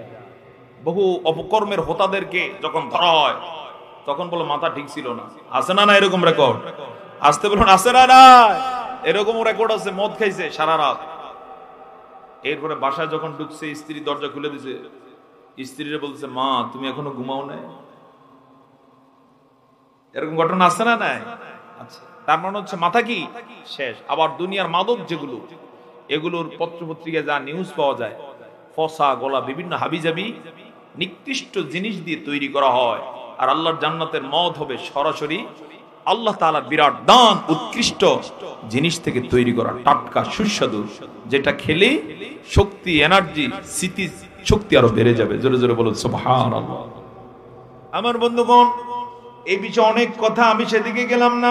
আরেকটা জান্নাত আল্লাহ দিবেন যারা আল্লাহর সাথে বিজনেস করবে। আল্লাহর ভাষায় ওয়া মাসাকিনা তাইয়িবাতান ফি জান্নাতি আদন। জোরে জোরে বলুন সুবহানাল্লাহ। সেটা হচ্ছে জান্নাতুল আদনটাও দিবেন। কোন জান্নাত? জান্নাতুল আদন। আমার সাথে বলুন তো কোন জান্নাত? জান্নাতুল আদন। জান্নাতুল আদনের সম্পর্কে একটা হাদিস বলে আমার আলোচনা শেষ করে দিতে চাই। নবীজি বলেছেন, আল্লাহ তাআলা জান্নাতুল আদন সৃষ্টি করার পরে জিবরাইল আলাইহিস সালামকে অনুমতি দিলেন যে তুমি একটু ভিজিট করো। শুনতেছেন আপনারা? কি করো? ভিজিট করো। কোন জান্নাত? জান্নাতুল আদন। যে জান্নাতের কথা এখানে বলা হলো, আল্লাহর সাথে বিজনেস করবে যারা, তাদের জন্য অনেক জান্নাতের পাশাপাশি আরেকটা কি আছে? জান্নাতুল আদন। উদাহরণটা এমন, যাকে আল্লাহ তাআলা সম্পদ দিয়েছে, বিজনেস করে, অনেক টাকার মালিক, দেখা যায় চরপেশনে বাড়ি থাকে, ঢাকায় থাকে, আরো যদি সম্পদ হয় বিদেশেও বাড়ির রেকর্ড আছে না নাই? এটা দুনিয়াতেই রুচি বোঝা যায়। তাহলে জান্নাতে গেলে রুচি আরো বাড়বে না কমবে? আসতে বলেন, রুচি বাড়বে না কমবে? তো আল্লাহ তাআলা জান্নাতে অনেকগুলো বাড়ি দিবে। স্পেশাল আরেকটা থাকবে কোথায়? জান্নাতুল আদন। তো জান্নাত তৈরি করার পরে জিবরাইল আলাইহিস সালামকে অনুমতি দিলেন তুমি একটু দেখো। জিবরাইল তো এই সুযোগ পেয়ে বিরাট আনন্দিত। তিনি আল্লাহ তাআলার পক্ষ থেকে পাশ নিয়ে জান্নাতুল আদনের গেটে চলে আসলেন। শুনতেছেন আপনারা? এসে অনুমতি যখন দেখালেন, যে অনুমতি দেওয়া হয়েছে, গেট খুলে দেওয়া হলো। বিশাল আলিশান গেট। জান্নাতের এক একটা গেট হবে 1200 কিলোমিটার চওড়া। এত আস্তে জবান ছেড়ে বলুন আল্লাহু আকবার। মাহফিলে আসলাম যে গেট দিয়ে, কত কিলোমিটার? আর জান্নাতের গেট কত? 1200 কিলোমিটার চওড়া। হাদিস থেকে ব্যাখ্যা দেওয়া হয়েছে, আমি সেদিকে যাব না। গেট দিয়ে ঢুকে জিবরাইল আলাইহিস সালাম এবার মনের আনন্দে 600 পাখা মেলে জান্নাতে বিচরণ করা শুরু করলেন। কিন্তু শেষ তো হয়, অবাক করা দেখলেন অসম্ভব সুন্দর বিশাল এলাহি কাণ্ড। কার সৃষ্টি? একটু জবান ছেড়ে বলুন, কার সৃষ্টি? অবাক হলেন। এবারে তিনি চিন্তা করলেন কত আর উড়বো, এবার একটু নেমে ঘুরি। ঘুরতে গিয়ে হঠাৎ করে একটা জায়গায় গিয়ে দেখলেন প্রচন্ড আলোর রিফ্লেকশন হলো, আলো চমকে উঠেছে। তিনি মনে মনে ভাবলেন এটা মনে হয় আল্লাহর নূর হবে। কোন কোন বর্ণনা এসেছে আল্লাহর নূর ভেবে তিনি ওই আলোর ঝলকানি সহ্য করতে না পেরে বেহুশ হয়ে গেলেন, সেন্সলেসের মতো হয়ে পড়ে গেলেন। কে? জিবরাইল আলাইহিস সালাম। অনেকক্ষণ পর্যন্ত হযরত জিবরাইল আলাইহিস সালাম এভাবেই পড়ে থাকলেন। হঠাৎ করে সেখান দিয়ে একজন হুর যাচ্ছিলেন, দেখতে পেলেন বিশাল দেহের এক সৃষ্টি এখানে কাত হয়ে আছে। হুর এসে অবাক হয়ে গেলেন যে এটা তো বিস্ময়কর, এমনটা তো কখনোই দেখা যায় না। এসে চোখের উপরে হাত দিলেন, এরকম। জিবরাইল আলাইহিস সালাম সম্বিত ফিরে ফেলেন, চোখ মেলে তাকালেন, দেখতে পেলেন তার চোখের সামনে অনিন্দ্য সুন্দরী একজন হুর দাঁড়িয়ে আছে। চোখে চোখ পড়ার সাথে সাথে হুর নিচের দিকে তাকিয়ে হেসে দিলেন। হুর যখন হাসি দেওয়া শুরু করলেন, জিবরাইল আলাইহিস সালাম দেখতে পেলেন একটু আগে যে আলো দেখে তিনি বেহুশ হয়ে গেলেন, সেই আলোই দেখা যায় হুর যখন হাসি শুরু করেছে তার দাঁত থেকে। কিসের থেকে? অর্থাৎ হুর হাসি দিচ্ছে, আগের মতো সে আলোটা চিক চিক চিক চিক করে গোটা জান্নাতকে আলোকিত করে দিচ্ছে। জিবরাইল বুঝতে পারলেন এটা তো আল্লাহর নূর ছিল না, এটা হুরের দাঁতের আলোতে। অর্থাৎ জিবরাইলকে জান্নাতে হাঁটতে দেখে হুর হেসে দিয়েছেন, লাজুক হুর। এই হুরের দাঁতের আলোতে জান্নাত আলোকিত হয়ে উঠেছে। জিবরাইল মনে করছে এটা আল্লাহর নূর। সুবহানাল্লাহ বলবেন না? যদিও গোটা সৃষ্টি জগতে যত আলো, যত ঔজ্জ্বল্য সব আল্লাহর নূর। জোরে জোরে বলুন সুবহানাল্লাহ। কার নূর? আল্লাহ তাআলা তার নূরের বিষয়ে বলেন, আল্লাহু নূরুস সামাওয়াতি ওয়াল আরদ। জবান ছেড়ে বলুন সুবহানাল্লাহ। আজকের এশার সময় ইমাম সাহেব এই আয়াত দিয়ে নামাজ পড়ছিলেন, অভিনন্দন আপনাকে। আল্লাহ তাআলা বলছেন আল্লাহ, আল্লাহ হচ্ছেন নূরুস সামাওয়াতি ওয়াল আরদ। যত আকাশ সমূহ রয়েছে, জমিন রয়েছে, সবকিছুর আলো। কে? আসতে বলো না কে? এই সূর্য আলো পেত না যদি আল্লাহ আলো না দিতেন। সুবহানাল্লাহ বলবেন না? এই চাঁদ আলো পেত না যদি আল্লাহ আলো না দিতেন। ওই মহাকাশের যে নক্ষত্র সমূহ রয়েছে, হাজার হাজার নয়, লক্ষ লক্ষ নয়, কোটি কোটি, তার চেয়ে বেশি পৃথিবীতে যেই পরিমাণ বালি তার চেয়ে বেশি রয়েছে নক্ষত্র। এই সবগুলো আলো পায় কার? জিবরাইল আলাইহিস সালাম অবাক হয়ে গেলেন। এক পর্যায়ে বুঝতে পারলেন তিনি একটু মিস্টেক করছেন, মনে করেছেন আল্লাহর আলো, কিন্তু সেটা কার দাঁতের আলো? হুরের। এবারে জিবরাইল আলাইহিস সালামকে হুর প্রশ্ন করলেন, মান আনতা? আপনি কে? জিবরাইল আলাইহিস সালাম পরিচয় দিলেন, আনা জিবরিল। সাথে সাথে হুর আর অবাক হয়ে গেলেন, এবার সতর্ক হয়ে গেলেন। এবার জিবরাইল আলাইহিস সালাম বললেন, তুমি কে? তিনি বললেন, আনা হুরুম মিন হুরিল ঈন। জান্নাতে অসংখ্য ডাগর চক্ষু বিশিষ্ট হুরেরা আছে, আমি তাদের একজন। সুবহানাল্লাহ বলবেন না? জিবরাইল আলাইহিস সালাম বললেন, হুর, তোমাকে কার জন্য সৃষ্টি করা হলো? এত অনিন্দ্য সুন্দরী তুমি, তোমার দাঁতও এত সুন্দর। সাথে সাথে হুর অবাক করা তথ্য দিলেন, পৃথিবীতে যারা আল্লাহর জন্য কাজ করে আমাদের মতো অসংখ্য হুর তাদের জন্য আল্লাহ তৈরি করে রেখেছে। তো আমার বন্ধুগণ, সেই জান্নাতের বিবরণ আল্লাহ তাআলা দিচ্ছেন, ওয়া জান্নাতিন তাজরি মিন তাহতিহাল আনহার ওয়া মাসাকিন তাইয়িবাতান ফি জান্নাতি আদন। সুবহানাল্লাহ। সর্বশেষে এবার আল্লাহ তাআলা উপসংহার টানতেছেন, কনক্লুশন টেনে বলছেন, যালিকাল ফাওজুল আযীম। অর্থাৎ এই নিয়ামত যাদেরকে দেয়া হবে এটাই হচ্ছে মহা সফলতা। সুবহানাল্লাহ বলুন। কিসের মন্ত্রী হওয়ার মধ্যে মহা সফলতা? এমপি হইলে পরে কিসের সফলতা? এগুলো সফলতা বলতে কিছুই না। যদি সফলতা হইতো 15.5 বছরে যারা মন্ত্রী এমপি ছিল পালানো লাগতো না। কথা বলুন ঠিক কিনা? পালালো কেন? এত তো ক্ষমতা ছিল। মানে হচ্ছে এগুলো কোনো ক্ষমতাই ছিল না। 5 বছর, 10 বছর, 20 বছর, 100 বছরও থাকলে এগুলো কিছুই না।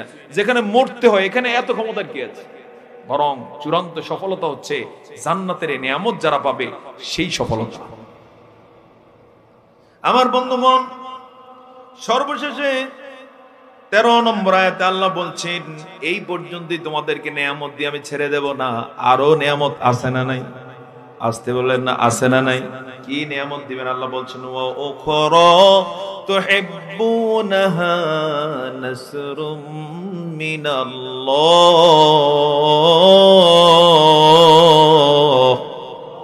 সে নিয়ামত হলো তোমরা দুনিয়াতে কোনোদিন পরাজিত হবে না, লাঞ্ছিত হবে না। যদি তোমরা আমার দ্বীনের উপরে থাকো, দুনিয়াতেও আমি তোমাদেরকে বিজয় দান করব। সুবহানাল্লাহ, নাসরুম মিনাল্লাহ ওয়া ফাতহুন কারীম। এবং সেই বিজয় দূরে না, তোমাদের কাছাকাছি আমি বিজয় দান করব। আল্লাহ সে ক্ষমতা আছে না নাই? আসতে বলুন, আছে না নাই? দায়িত্ব হচ্ছে মুসলমানরা ঐক্যবদ্ধ হয়ে আল্লাহর পথে টিকে থাকবে, লড়াই করবে, বিজয় পায়ের কাছে পদচুম্বন করবে ইনশাআল্লাহ। সেই বিজয়ের প্রত্যাশায় আমরা কাজ করে যাব সারিবদ্ধভাবে আল্লাহর জন্য। রাজি আছি তো ইনশাআল্লাহ? আল্লাহ কবুল করুন, আমিন। আকুলু কওলি হাযা ওয়াস্তাগফিরুল্লাহ লি ওয়া লাকুম। সর্বশেষ দুটো শব্দ দিয়ে শেষ করতে চাই। আল্লাহ বলছেন, ওয়াবাশশিরিল মুমিনিন। নবী গো, মুমিনদেরকে সুসংবাদ দেন। কারণ এই সুসংবাদ কাদের জন্য? মুমিনদের জন্য। সুবহানাল্লাহ। এই সুসংবাদের জন্য আল্লাহ তাআলা আমাদেরকে কবুল করুন। সকলে বলে আল্লাহুম্মা আমিন। এই বলি আমার আলোচনা শেষ করতে চাই। মাশাআল্লাহ, টার্গেট ছিল তো 1 ঘন্টা, প্রায় তো 1.5 ঘন্টার বেশি হয়ে গেছে। আলহামদুলিল্লাহ বলুন, আলহামদুলিল্লাহ। আলোচনা করলাম কোন সূরা থেকে? কোন সূরা? কয় আয়াতের আলোচনা? মাত্র 4 আয়াত। আলহামদুলিল্লাহ বলুন। এই 4 আয়াতের নিয়ামত আল্লাহ আমাদের সকলকে দান করুন। এর মধ্যে বিজনেসের সুসংবাদ, ব্যবসা কার সাথে? হালকা বিষয় না, অনেক বড় বিষয়। এখানে যিনি যত জ্ঞানী, বিশেষ করে ব্যবসায়ীরা আছেন তো, আপনারা বুঝবেন ভালো। সরাসরি ব্যবসা দুনিয়ার কোনো মানুষের সাথে না। কার সাথে ব্যবসা চলবে? কার সাথে? আল্লাহর সাথে। শর্ত সহজ দুইটা। 1 নম্বরে হচ্ছে আল্লাহ এবং তার রাসূলের প্রতি কি রাখতে হবে? 2 নম্বরে লড়াই করতে হবে কার পথে? কি দিয়ে? কি দিয়ে? মাল আর জান। এই 2 শর্ত যে পূরণ করবে, দুনিয়াও তার, আখিরাতও তার। সুবহানাল্লাহ। পাশাপাশি আল্লাহ তাআলা তাদেরকে দুনিয়াতেও বিজয় দান করবেন, আখিরাতে আলাদা একটা জান্নাত আছে। জান্নাতের নাম কি? জান্নাতুল আদন। ওমা তৌফিকি ইল্লা বিল্লাহ। এবারে আপনাদের জি সভাপতির বক্তব্য দেওয়া হয়নি তো? আপনাদের কথা বলেন, আমরা মোনাজাতে যাব ইনশাআল্লাহ বিইজনিল্লাহ। একটু মনে মনে ইস্তেগফার করি, যেহেতু